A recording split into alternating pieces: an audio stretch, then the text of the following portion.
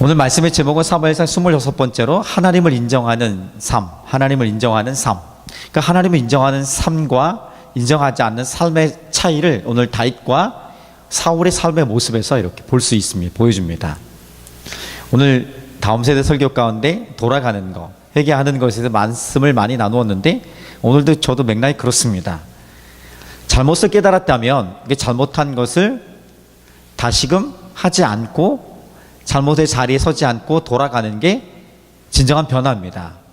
진정한 변화는 그렇게 일어나는데 깨닫기만 하고 돌아가지 않으면, 깨닫는 것이 끝나면 이것은 잘못한 것이야 끝나기만 하면 의미가 없음입니다. 사실은요, 변화가 없잖아요. 삶에 변화가 없으면 의미 없음과 똑같습니다. 물론 기대감이 있겠죠. 언젠간 변하겠지. 근데 사람이 그렇게 잘 변하지 않습니다. 변화가 참 어려워요. 사람이 참 변화하기가 참 어렵습니다. 애벌레가 이렇게 변화해서 나비가 됩니다. 이 전혀 다른 모습이죠. 이게 바로 변화예요. 성경이 말하는 진정한 회개의 다른 변화, 이 모습이에요. 그러니까 애벌레가 아닌 나비의 삶을 살아가는 것이죠. 이미 우리가 존재가 너는 애벌레가 아니라, 너는 죄인이 아니라 나비야. 하나님의 백성이고 의인이야. 그래서 그에 맞는 삶을 살아야 돼. 이래 우리 신분과 정체성에 대해 정확히 얘기해 준 거예요. 그런데 여전히 나비로서 애벌레의 삶을 살아간다면 이보다 더 어려운 일이 어디 있겠습니까? 변화가 아닌 거죠. 그러니까 단지 어떤 말의 변화가 아닌 진정한 삶의 변화, 우리 일상의 변화까지를 하나님 기대하고 우리에게 말씀해 주고 있는 것입니다. 죄인 줄 알면서 변화하지 않고 이렇게 멈추고 있으면 어떤 일이 일어나냐면 제 마음의 영심의 가책들이 굳어져 버립니다. 그래서 이게 심각해지면 어디까지 가냐면 처음엔 죄가 되었던 것으로 깨달았던데 좀 지나니까 죄가 아니라 실수라고 말합니다. 그래서 오늘날 우리가 실수는 참 인정을 잘하는데 죄가 죄라고 고백하지 않은 이 세대에 살고 있는 것이에요. 근데 성경은 분명히 죄는 죄다 얘기하고 있는 것이에요. 그리스도인조차도 죄를 실수로 이렇게 덮어버리는 것입니다. 하나님, 제가 실수했습니다. 하나님, 제가 실수했으니까 용서해 주세요. 심각한 우리의 문제예요. 그러니까 죄인의 고백이 되어지지 않고, 죄의 고백이 되어지지 않고 실수로 고백되어지는 삶에 어떤 변화가 일어나겠습니까?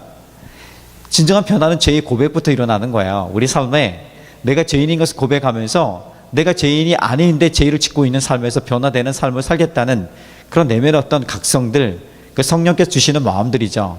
이것을 가지고 살아가는 것이 우리의 인생인데, 그리스도인도 마저도 이제는 실수구나, 이렇게 하면 안 되겠구나, 그 정도로 멈춰버리는 것입니다. 맛있는 호박죽이 있어요. 여러분 죽 좋아하십니까? 좋아하는 죽이 뭐야? 맛있는 크림 스프가 있습니다. 그러면 호박죽 별로 안 좋아할 수 있으니까 여기에 갑자기 파리가 배고팠는지 윙 돌더니 스스로 그 안에 빠져버린 거야. 자살해버린 거예요. 크림 스프에 이게 파리가 빠졌어요. 자, 이런 상황입니다. 내 그릇에 빠진 거 다른 사람 그릇이 아니라, 자, 그 스프를 먹을 사람, 내 그릇에 파리가 빠졌는데 그 스프를 먹을 거예요? 어떤 사람은 고기만 건져내서 먹죠. 그런 사람 있습니까? 아니에요. 다 버려버리죠. 하나님 우리를 그렇게 예쁜 맛있는 너무 훌륭한 곳으로 우리 삶을 디자인해 버렸는데, 오늘날 수많은 사람들이, 수많은 청년들이, 수많은 젊은이들이, 그리고 심지어는 그리스도인들마저도 이 파리와 같은 자살 행위로, 죄로 인해서 하나님이 주신 꿈들, 하나님 본래 우리 가운데 주던 풍성함들을 누리지 못하고 이 세상을 끝내버린다는 것입니다. 그보다 더 안타까운 일이 어디 있겠습니까? 우리 인생에 너무나 좋은 것들이 많은데 그 죄로 인해서 잘 살지 못하는 그 인생을 끝나버리면 어떻게 되겠습니까? 참 그보다 더 불쌍한 초라한 인생이 없을 거라 봅니다. 그런 면에서 죄는 죄라고 고백할 수 있는 어떤 겸손함들, 하나님의 은혜가 우리 가운데 날마다 있기를 축복합니다. 그래서 죄에 대해서는 좀 이렇게 멀리하고, 죄는 미워하고 선을 행하는 것은 좀 지혜롭게 반응하는, 그래서 로마서 16장 19절에서 얘기하는 죄에 대해서 미련하고 선에 대해서는 지혜로운 그런 하나님의 백성이 되기를 주님의 이름으로 축복합니다. 그것이 우리의 살 길이고, 거기서부터 변화가 일어나고요. 사실은 놀라운 것은요, 제가 비밀을 하나 얘기를 해드릴게요. 이 돌아오는 변화된 삶, 이 변화된 삶을 막 추구합니다. 그래서 우리 많은 사람들이 도덕적인 삶, 윤리적인 삶, 어떤 고상한 가치를 갖고 나가는 삶, 그리스도인다운 삶, 선을 행하고 베풀고 그리고 배려하고 섬기는 삶, 이런 어떤 변화된 삶을 많이 강조하고 그것을 요구합니다. 그래서 투명하고 정직하고 그리고 아름다운 그 모습의 삶을 우리가 요구하고 있습니다. 그렇지 못하기 때문에 그리스도인들이 혹은 기독교가 많이 공격을 받고 많은 욕을 받고 있는 것이 사실입니다. 그런데요, 여기 비밀이 하나 있습니다. 비밀이 하나 있어요. 이 높은 수준의 도덕적인 윤리적인 삶들, 고상한 삶의 아름다운 모습은요, 오늘 내가 하나님 앞에 엎드려서 내가 죄인입니다 이 고백을 하면은 자연스럽게 된다는 사실이에요. 참 놀랍고 신기합니다. 이거예요. 참 우리가 이 도덕적인 삶을 살려고 노력을 많이 하는데 안 돼요. 혹은 또 이중적인 모습이 될 수 있어요. 교회와 가정, 혹은 직장과 가정, 혹은 다른 사람의 앞에서 보이는 나의 삶과 아무도 보지 않는 나의 삶, 이게 다른 거예요. 달라버리니까 스스로도 괴리감이 생기고 정체성마저도 혼란한 일이 일어나고 있는 삶을 우리가 살아갑니다. 근데 재미있는 것은요, 아니 신기한 것은요, 내가 날마다 하나님 앞에 엎드리면 하나님이 내 삶의 주인 되신 하나님 딱 엎드리니까 그분이 나를 탁 가르치, 내가 참 불쌍한 존재였구나, 아무것도 아닌 존재였구나. 오늘 교사들이 고백했던 고백이 내 고백이 되어지는 거예요. 예수님이 하나님 내 삶에서 빠져나가면 나는 아무것도 아닌 존재이구나. 그것을 내가 고백하는 순간에, 내가 죄인됨을 고백하는 순간에 내 안에 하나님이 새로운 의지를 창조해 주시는 것이에요. 어떤 삶? 열망을 창조해 주시는 거야. 어떤 열망? 내가 하나님을 향해서 뭔가를 해보겠다는 거야. 하나님을 사랑해보는, 하나님을 뜻대로 살아보겠다는 의지와 열망함이 일어나는 거야. 선을 행하고자 하는 의지가 생겨나는 것입니다.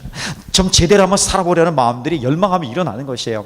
더 이상 내가 이 계속 넘어지는 삶에 넘어질 수는 있습니다. 넘어져서 머물러 있는 삶, 그대로 포기하고 그냥 그대로 멈춰버린 삶, 어둠 가운데 있는 삶이 아닌 넘어져 있는데 주님 앞에서 다시 한번 내가 일어서고자 원하는 열망함이, 그리고 강력한 도전의 마음들이 일어나는 것이에요. 그래서 많이 기독교 안에서, 우리 그리스도 안에서 회개라는 단어가, 기도하라는 단어가 마치 제일 많이 쓰여지는 단어예요. 왜 그러냐면 그게 전부이에요. 우리 인생이 그거 하면 하나님이 내 인생을 책임져 주시는구나. 내 인생의 환경과 내 인생의 모든 나아갈 목표와 모든 목적들이 다시 한번 하나님의 손에 있구나, 하나님 손에 붙들면 되는구나 하는 확신을 갖게 되는 거예요. 점점요. 그래서 사도 바울이 처음에 부르심이 있고요, 사도 바울로 사도로 쓰임 받기 시작합니다. 그럴 때 그의 고백은 어떤지 아십니까? 내가 사도들 중에 제일 작은 자입니다, 이렇게 고백을 해요.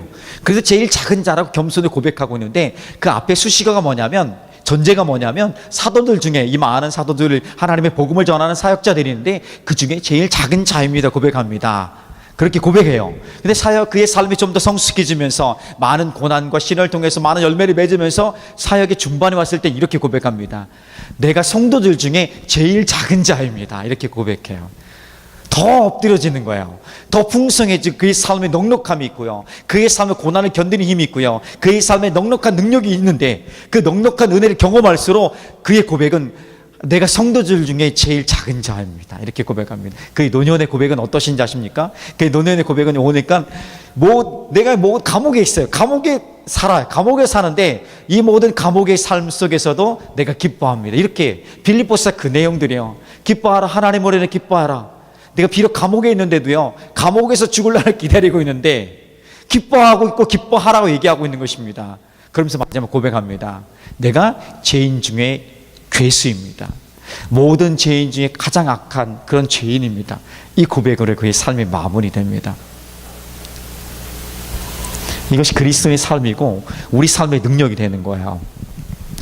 그래서 신비로운 것입니다. 하나님을 믿고 섬기는 것, 신비로운 것은, 이것은 그 이야기가 아닌, 하나의 누구가 된 이야기가 아닌 오늘 나를 향한 하나님의 이야기고 모든 그리스도인을 향한 하나님의 사랑의 이야기예요. 네가 나를 만나면, 내 안에 겸손한 자로 서면 내가 너의 인상을 붙들어 준다는 거예요. 그 어떤 상황 속에서도. 저는 이것을 믿고 가고 싶습니다. 우리 함께 이것을 믿고 같이 갔으면 좋겠습니다. 아멘. 자, 이것이 바로 하나님을 인정하는 삶의 기본입니다. 하나님을 인정하는 삶이 바로 여기부터 시작된다는 것을 우리에게 말씀해 주고 있는 것이에요. 날마다 그래서 예수 그리스도의 십자가의 보혈을 의지하는 것, 주의 보혈 능력이 또다, 내가 매일 십자가 앞에 엎드리는 것, 그것이 능력이기 때문에 그 일을 선택하는 것입니다. 하나님 앞에 엎드리니까 내 삶이 하나님 앞에 조율되는 거예요. 그래서 여러분 순간순간마다 그렇게 의지하는 것입니다. 이 삶이 우리 인생의 삶을 정말 너무나 다르게 만든다는 것입니다. 마치 사울과 다윗의 삶이 너무나 다르게 만들었던, 그의 시작과 끝이 너무 달랐던 것처럼 우리 삶도 그렇게 될 수 있다는 걸 보여줍니다. 이것이 바로 하나님을 인정하는 삶, 그리고 인정하지 않는 삶의 차이고요. 오늘 사무엘상에서 많이 다루고 있는, 비교적으로 대조되고 나오는 다윗의 삶과 사울의 삶에서 나타나는 근본적인 차이의 문제인 것입니다. 사울, 다윗의 차이, 바로 이것에서 시작합니다. 하나님을 얼마나 인정하느냐, 그의 삶에서 인정하고 받아들이냐, 아니면 인정하는 척만 하느냐, 이 문제인 것입니다. 이 차이가 우리 인생을 어떻게 결론 낼 것인지 보여주는 것을 오늘 사무엘상 26장을 통해 다시 한번 보여주고 있습니다. 하나님 인정하는 삶이라는 것은 듣습니다. 주의 말씀을 듣고 순종합니다. 다윗이 그랬죠. 하나님 인정하지 않는 삶은 어떤 사람이면 말씀을 들어요. 못 들은 건 아니에요. 들었는데 듣는 척만 하고 돌이키지 않아요. 순종하지 않아요. 그것이 사울의 삶이에요. 너무 단순해요. 자, 우리 어디 편에 서 있습니까? 왔다 갔다 하죠. 때로는 순종하고, 때로는 듣긴 했지만 좀 상황 때문에, 환경 때문에 좀 다음에 순종하기를 미루고, 다음 하다 결국은 미룬 것이 사라져버리는, 이 사울이 우리 삶이 섞여 있죠. 그래서 하나님이 우리 가운데 아십니다. 네가 처음부터 다윗의 삶을 온전히 순종하는 삶을 살아갈 수 없다는 것을 다 알아요. 하나님. 그래서 우리 기회를 계속 주는 거야.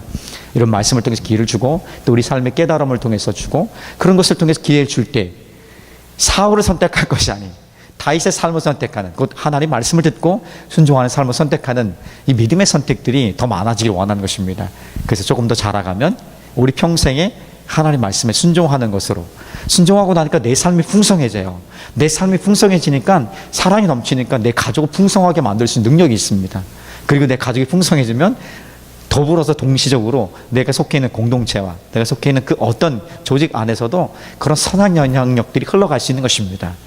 이것이 세상을 변화시키고 삶을 거룩하게 만들어가는 비결인 것입니다. 거룩한 삶을 사십시오, 이렇게 외치기 전에 내가 하나님 앞에 내가 죄인입니다, 겸손히 엎드리는 것, 이것이 거룩한 삶을 만들어가는 놀라운 능력이라는 것, 이것이 곧 하나님을 인정한 삶이라는 것, 오늘 좀 강력하게 도전합니다. 아멘. 시험에 시험 들지 않고, 시험이 와도 어려움이 와도 하나님 앞에 딱 멈춰서면, 이랬구나, 빨리 깨달을 수 있는 거예요. 빨리 깨달을 수 있는 지혜, 그렇게 깨닫고 순종하는 지혜, 용기들이 주님의 은혜를 안에서 일어나기를 축복합니다. 자, 아멘. 그래서 오늘 첫 번째 메시지가 그것입니다. 하나님을 인정하는 삶, 하나님을 경외하는 삶에 나타나는 그 특징은요, 우리의 어떤 상황을 바라보는 시각과 그리고 우리의 마음의 자세가 달리 평가된다는 것입니다. 엄마 저기 뒤에 있는데, 엄마 찾아? 마이크? 자, 안녕. 그래서 상황을 바라보는 차이를 만들어내고요, 우리 마음의 자세를 다르게 만들어버리는 그런 일들이 하나님 인정하는 삶에서 나타난다는 것입니다. 오늘 말씀 26장은요 24장의 이야기와 비슷합니다. 24장 이야기도 다윗이 사울을 죽일 수 있는 기회를 얻습니다. 그러나 죽이지 않죠. 24장에서는 다윗이 동굴에 숨어 있었는데 엔게디의 한 동굴 안에 사울이 뒷일을 보기 위해서 들어옵니다. 그러다 그 깜깜한 동굴에서 결국은 다윗과 마주치게 되고, 사울은 몰라요. 다윗과 함께한 그 무리들은 다윗이 죽일 수 있는 기회를 갖지만 그를 살려보냅니다. 단지 옷자락만 베서 보내죠.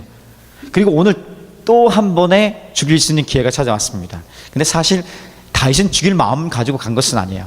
26장 아까 우리가 말씀 읽기 전에 살짝 얘기했지만, 다윗이 지금 있는 곳, 이곳에 대해서 십광야라고 해요. 유대 광야를 얘기하는데, 광야라는 것은 지금 말하면 어떤 이 사막과 같은데 모래 사막은 아니고요, 살아가기 힘든 정말 지역이 어려운 그런 황무지와 같은 지역입니다. 그런 사막, 유대 광야, 십광야에 있습니다. 여기 있다는 것을 어떤 사람이 사울에게 정보를 줍니다. 사울이 또 이 정보를 듣고 마음이 불안하니까, 그의 마음이 늘 불안하니까 다윗을 잡기 위해서 군사 3천을 데리고 출동합니다. 한 사람, 물론 다윗과 함께 했던 그때의 무리는 한 600명 정도 됩니다. 그들을 잡기 위해서 군사 3천을 데리고 갑니다. 그리고 찾다가 이제는 전혀 밤이 되니까 캠프 진영을 만들어 버려요. 군 진영을 만드는데 이것을 다윗이 든 거예요. 확인하고 드니까 다윗이 이제는 가게 됩니다. 어떻게 가게 돼? 몰래 두 사람, 아비새라는 용감한 장수에 나중에 아비새라는 사람 단둘이서 사울의 군대 진영으로 들어갑니다. 사울의 군대 진영으로 들어가게 돼요. 대단한 거죠.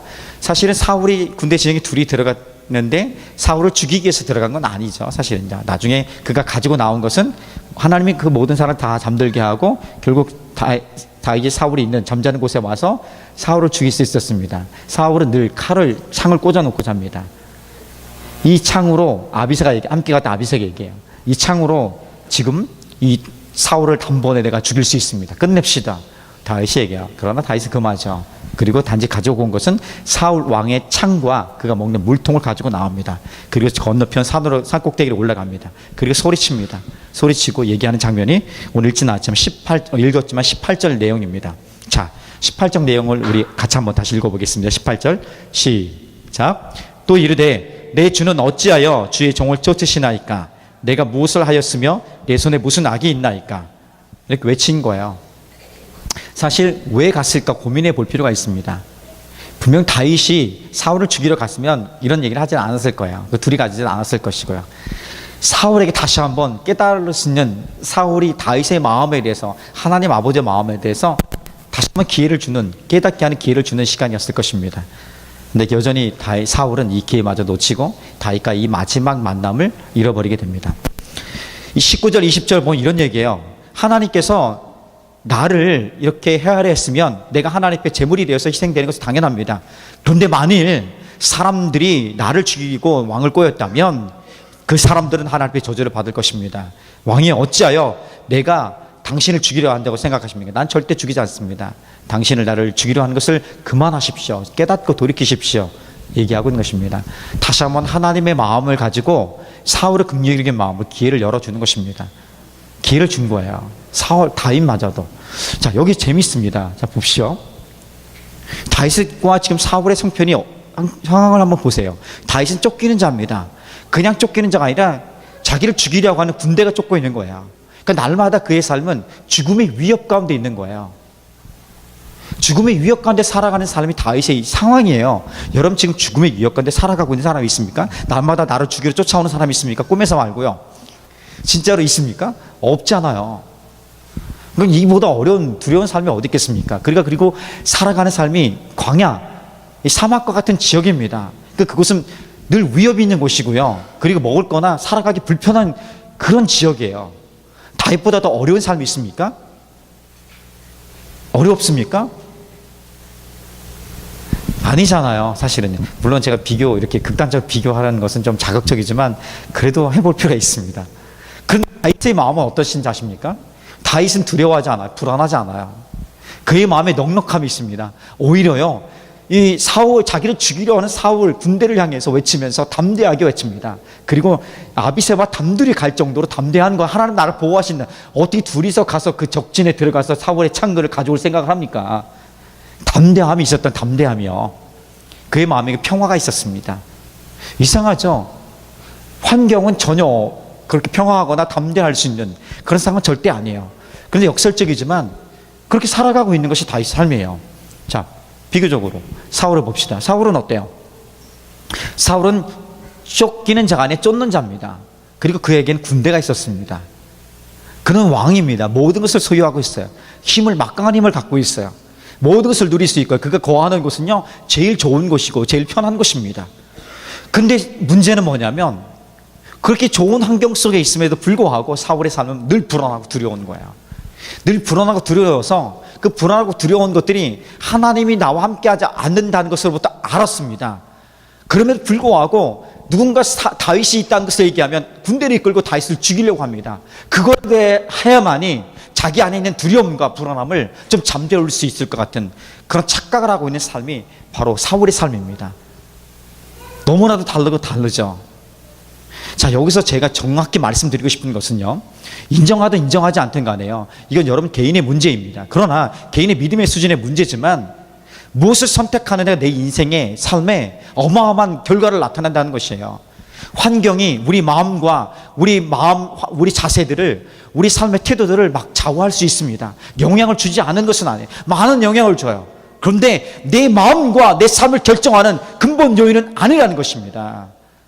절대 아니라는 것이에요. 결정적인 요소가 아니라는 것입니다. 이것에 속아 넘어가지 않았으면 좋겠습니다.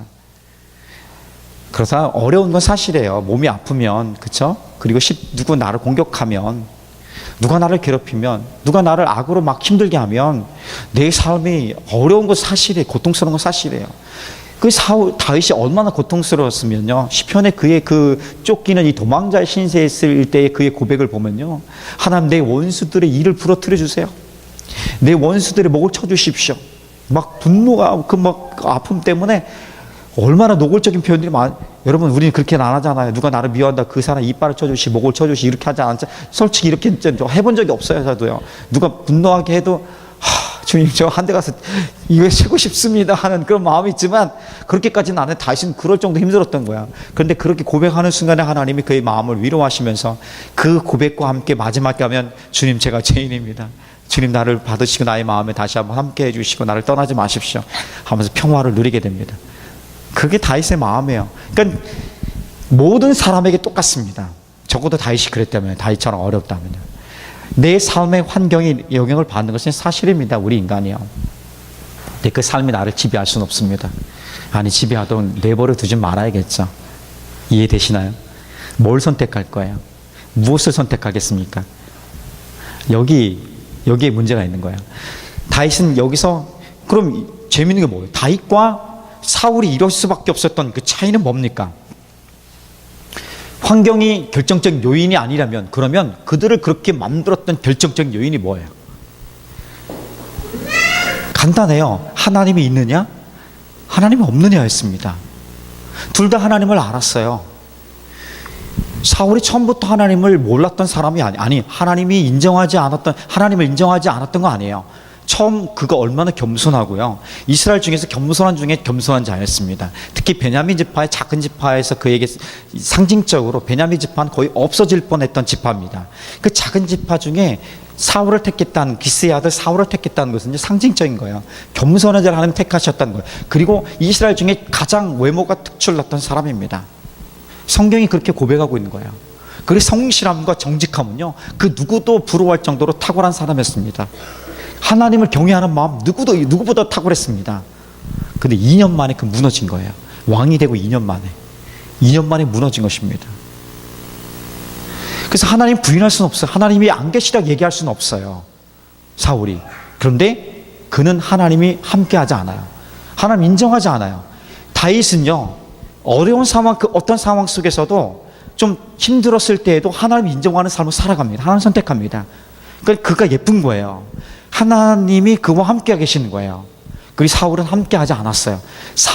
하나님이 사울과 함께 하지 않은 것이 아니라 사울이 하나님을 버린 거예요. 착각하지 말아야 돼요. 사울이 하나님을 밀어내버린 거예요. 하나님 계속해서 다윗을 통해서, 그를 통해서 계속해서 이 기회를, 돌아올 수 있는 기회를 열어주십니다. 그럼에도 불구하고 사울이 밀어내버린 거예요. 내 삶에서 가지십시오. 오늘 다윗이 얘기하고 있는 이 장면 속에서도 그냥 듣는 척만 하지, 순종하지 않는 거예요. 밀어버리는 거예요. 결국 하나님이 있느냐 없느냐의 삶이 다윗과 사울의 삶을 그렇게 만들었고요. 오늘 우리 삶도 마찬가지입니다. 하나님이 있다는 것은 뭐냐면, 하나님 인정하는 삶을 살아간다는 거야. 하나님 없다는 건 뭐냐면, 하나님이 인정하지 않거나 하나님을 인정하지만 인정한 척만 하는 거예요. 그럴듯하게 포장만 한 거죠. 우리 모습이 저의 모습이 아니 나의 모습이 될 수 있는 것이죠. 이게 많이 우리를 어렵게 하는, 발목을 잡고 있는 문제입니다. 변화, 내가 열심히 해서 이렇게 해서 변화되어 봤다라, 조금은 나아질 수는 있어요. 그렇죠? 그런데 내 삶이 완전히 이렇게 바뀐 거 봤습니까? 바뀌어 있는 거 보면 내 의지와 내 노력과는 상관없이 된 게 대부분이에요. 이렇게 되어 있어요. 신기해요. 되어 있네? 여기 하나님의 은혜가 있는 거예요. 하나님. 그러니까 하나님 우리를 붙들면, 하나님 앞에 우리 속하면, 그분을 인정하는 순간에, 인정할 삶을 내어드리는 순간에, 그 당장이 아니더라도 어느 순간에 보면 그렇게 되어 있는 거예요. 그게 우리네 삶이고, 하나님이 우리의 삶의 주인 되시는 것을 잘 고백하지 못하고 잘 느끼지 못할더라도 지금 보면 그게 맞다는 거예요. 부인할 수 없는 삶이 내 삶이고, 내 삶의 증거들인 것입니다. 자, 대표적인 또 그런 하나님이 있느냐 없느냐의 삶, 하나님 인정하느냐 없느냐의 삶에서 결국은 환경이 문제가 아니라는 것을 보여주는 삶이 요셉의 삶입니다. 요셉은요, 꿈꾸는 자라고 얘기합니다. 정말 꿈을 하나님 주셔서 그 꿈 때문에 그의 삶이 정말 엉망진창으로 망가졌던 삶입니다. 근데 망가졌어도, 엉망진창이 됐어도 불평 원망하지 않습니다. 형들로부터 죽임을 당할 뻔합니다. 그러다 살림을 받아서 노예로 팔려갑니다.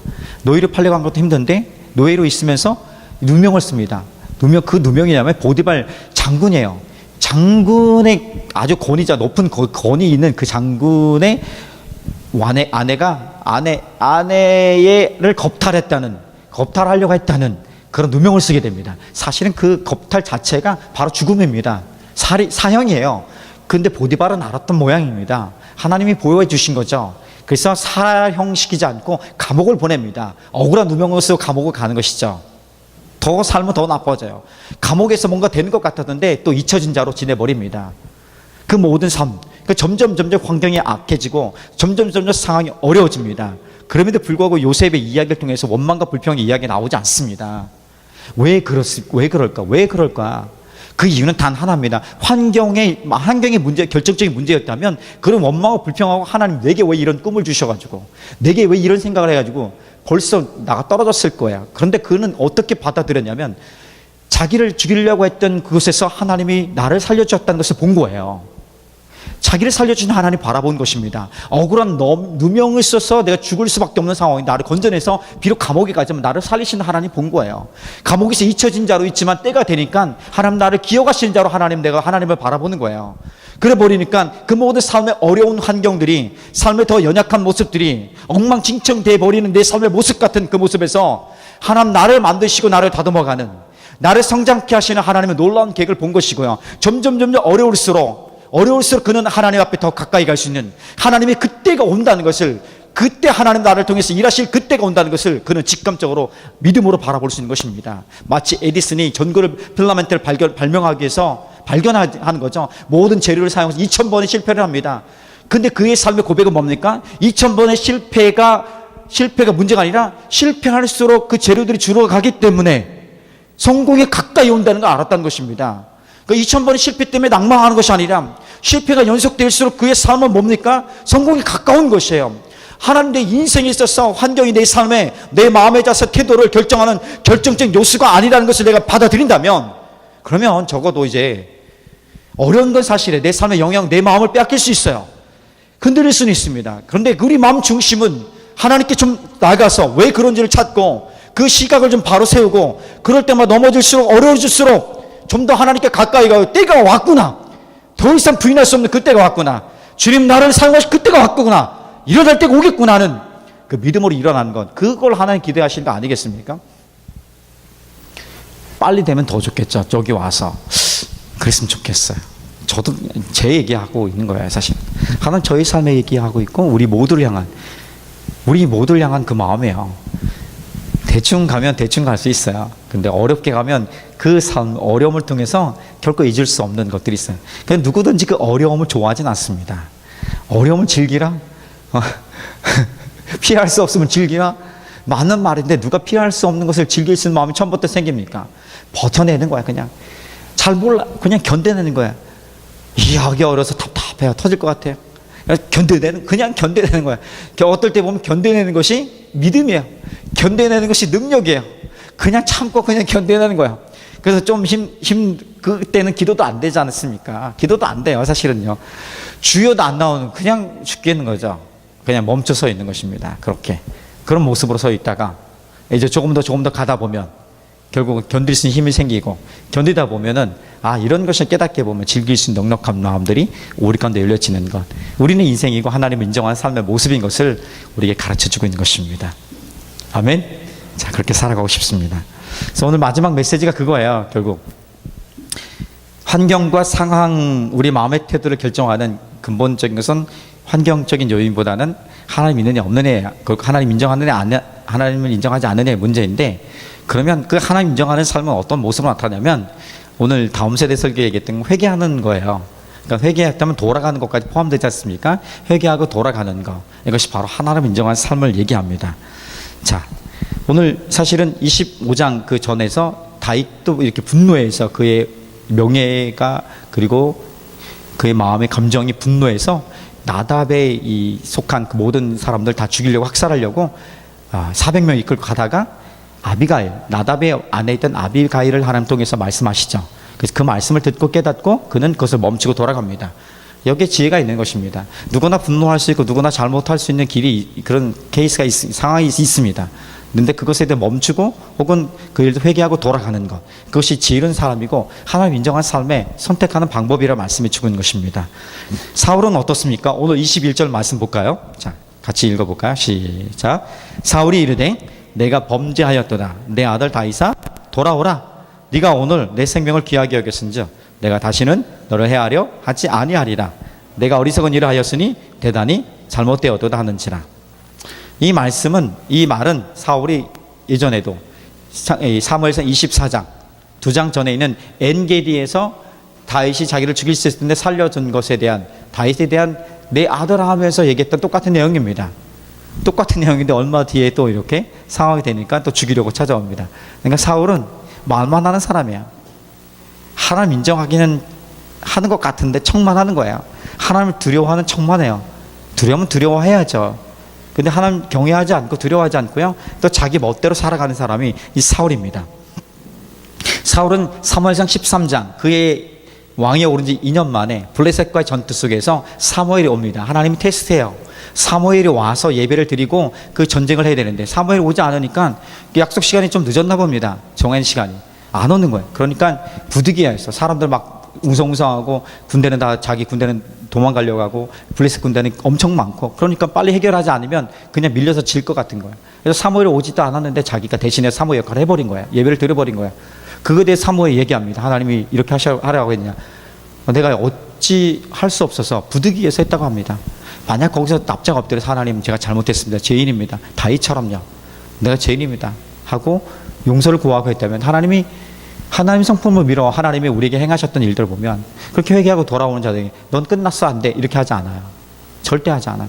긍휼히 여기시고 다시 회복하시고요, 그 자리를 갖게 하십니다. 근데 그 일을 계속하지 않, 그때부터 그는 그렇게 회개하며 돌아가지 않, 잘못을 인정하지도 않습니다. 잘못한 거에 대해 자기 변명하고 계속해서 그 잘못한 거 숨기기 위해서, 가리기 위해서 두려움과 불안을 뛰어넘기 위해서 기회가 오면 기회를 잡으려는 기회주의자가 되어버립니다. 이것이 다윗과 사울의 차이입니다. 불쌍하죠.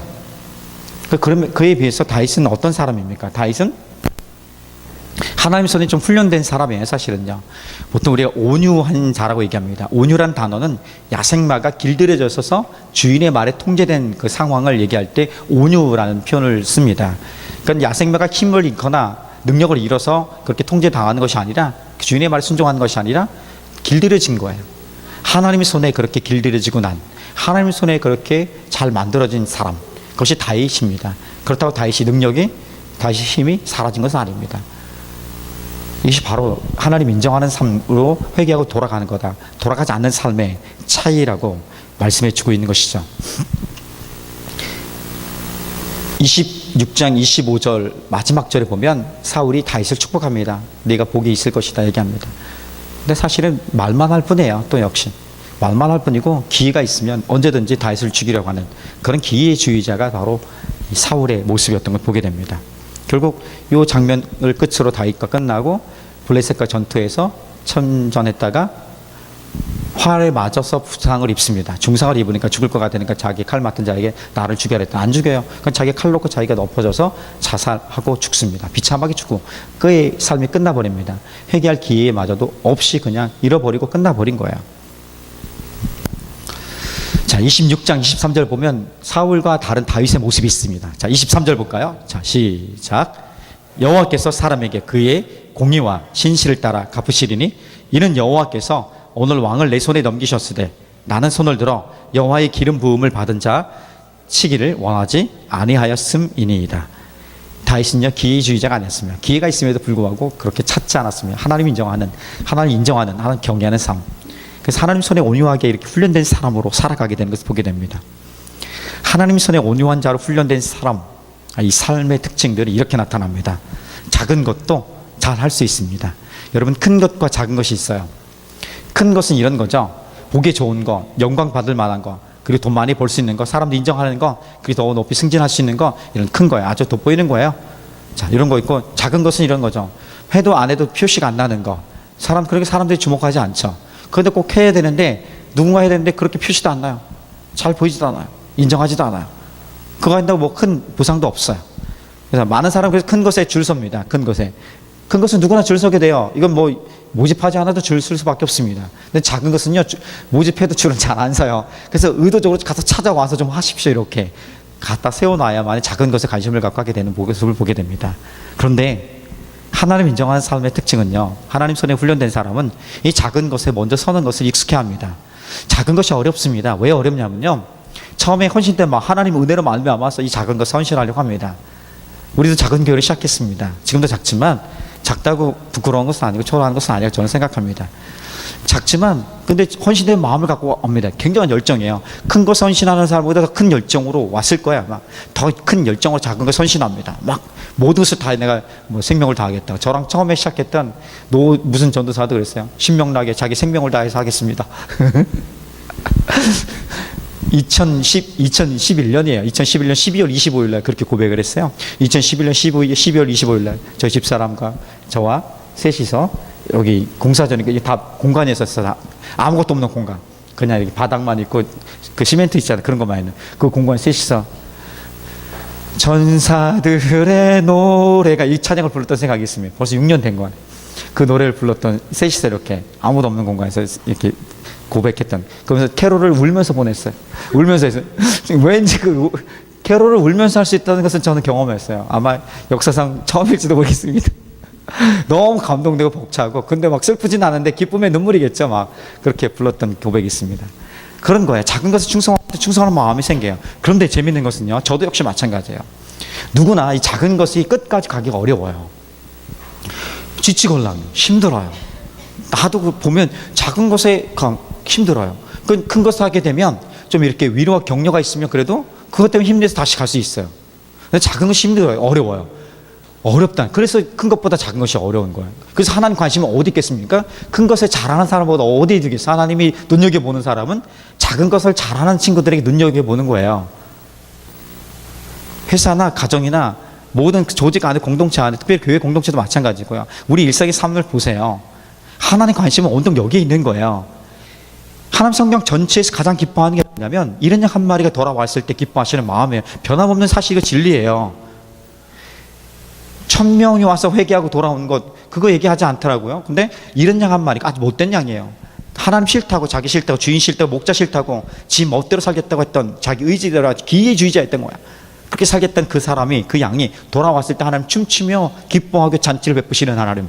이거 성경 전체의 핵심 메시지예요. 그리고 변함없는 즐거움의 메시지고요.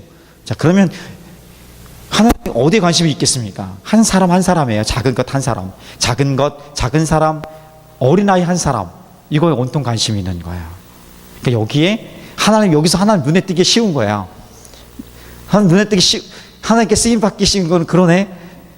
쓰임받기 쉬운 것은 그거예요. 작은 것에 충성한 자가 눈에 띄기 쉬운 거예요. 하나님 눈에 띄게. 굉장히 저도 새로운 발견을 해봅니다. 그러네요. 맞네요. 그렇게 충성합니다. 그런데 이거 어려워요. 끝까지 가기 어려워요. 이게 힘들고 어려우니까, 지치고 어려우니까 포기하고 싶어요. 그런데 재미있는 신비한 일이 있어요. 여전히 그것에 충성하고 있다는 거예요. 이게 신비해요. 내 마음도 힘들고, 나도 좀 인정받고 싶고, 나도 좀 이렇게 편하게 사고 싶고, 나도 좀 대접받고 싶어 하는 마음들이 우리 죄인된 인간의 마음에 왜 없겠습니까? 다 있어요. 그런데 포기하지 않고 내가 그 일을 여전히 잘하고 있고요. 더 높이 올라가서도, 더 풍성한 일을 하면서도 적은 일에 내 충성하고 있는 나의 모습을 보게 되는 거예요. 이게 신비해요. 아까 얘기했던 것처럼 거룩한 삶이 하나님 앞에 머물러서 내가 죄인인 것을 발견할 때마다 거룩한 삶이 저절로 이루어지는 것처럼, 저절로 사실은 아니고 의지와 열정을 만들어가는 것처럼, 이거 신비해요. 하나님 인정하는 삶을 살다 보니까 결국은 내 내면에 적은 것이 그냥 내가 힘들어도 잘하고 있는 거예요. 그걸 통해서 내가 엄청나게 성장하고 있는 것이에요. 이것은 무엇을 얘기하냐면 결국은 하나님이 하셨다는 것을 얘기하는 것밖에 안 되는 거야. 내 노력, 의지들이 이미 포기되어지고 힘들었었는데 내 삶이 여기까지 온 거예요. 그건 뭡니까? 결국 하나님 빼면 내 의지와 내 열정으로는, 헌신으로는 이미 끝나버렸던 건데 여기 여전히 하고 있어요. 그럼 하나님 하신 거예요. 우리 인생이 그렇게 가는 것입니다. 이거는 뭐 단순한 논리의 이야기가 아니라 삶의 경험이고 믿음의 경험이고 하나님을 향한 사람들의 공통적인 마음인 것입니다. 그래서 우리가 그 은혜의 감격과 고백하는 것이죠. 자, 그런 사람 되길 축복합니다. 그랬으면 좋겠어요. 그래서 하나님 인정하는 삶은 환경이 결정적인 요인은 아닙니다. 영향을 받지만 그것을 오히려 지배할 수 있는 넉넉함이 있게 되고요. 그리고 회개하고 늘 돌아가는 삶, 그 삶이 하나님 인정하는 삶입니다. 크리스 가드너라는 사람이 있습니다.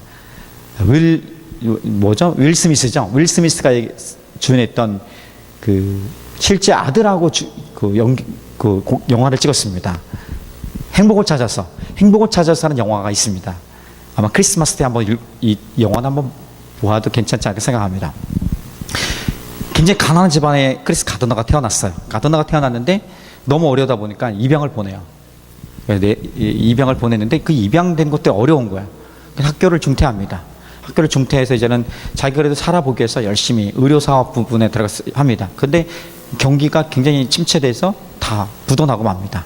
부도나고 말고 이제 또 할 수 있는 것도 없었는데 설상가상으로 집에 화재도 나고 그리고 와이프도 떠나갑니다. 도망가요. 남은 것은 2살짜리 자기 아들과 자기밖에 없는 거예요. 죽을 수 없고 살아가야 돼요. 그러다 보니까 지하철이나 이런 데 자고 그런 공공 화장실 가서 세면하고 그렇게 살아가요. 정말 불쌍하게 살아. 그러다가 우연히 이 증권거래소 인턴십 모집한다는 그 안내문을 보게 돼요. 포기하지 않았어요. 그런 환경 속에서도. 그러다 그것을 보고 용기를 내서 지원합니다. 살아야 되기 때문에 지원하고 결국은 인턴십 할 때 엄청나게 열심히 했어요. 제일 열심히 한 거죠. 사장의 대표의 눈에 띌 정도로. 그러니까 화장실 가는 시간을 더 아끼려고 물도 안 먹고 일할 정도였습니다. 실제 그의 간증의 이야기입니다. 실화를 바탕으로 한 거니까. 그래서 그것을 지켜보던 대형 투자회사에서 그를 데려갑니다. 스카우트해가요. 그리고 얼마 후에 그는 자기 회사를 차립니다. 투자회사를 차리고 2억 달러의 자산을 가진 억만장자가 되어버립니다. 그리고 억만장자가 됐다고 자기만이 쓰지 않겠죠. 근데 결국은 우리가 환경이 우리를 지배하지 않도록 만들어버리기 중요합니다. 하나님 인정하는 삶을 살아간다는 것은 결국은 환경의 지배를 받지 않겠다고 선언하는 것과 같은 것이에요. 하나님 있으니까 그럼에도 불구하고 내가 여기서 성장하는 것을 만들어 가겠다. 그리고 언제든지 내가 회개하고 돌아갈 수 있는 것. 내가 분명히 인정하고 고백하는 정도가 아니라 하나님을 인정하는 삶으로 삶. 이것이 바로 하나님 인정하는 삶이고 사울과 다윗의 삶에서 나타나는 정말 끝이 너무 다르지 않습니까? 너무 다른 삶이 우리 가운데 펼쳐지게 될 줄 믿습니다. 하나님 인정하는 삶이 되기를 예수님의 이름으로 축복합니다.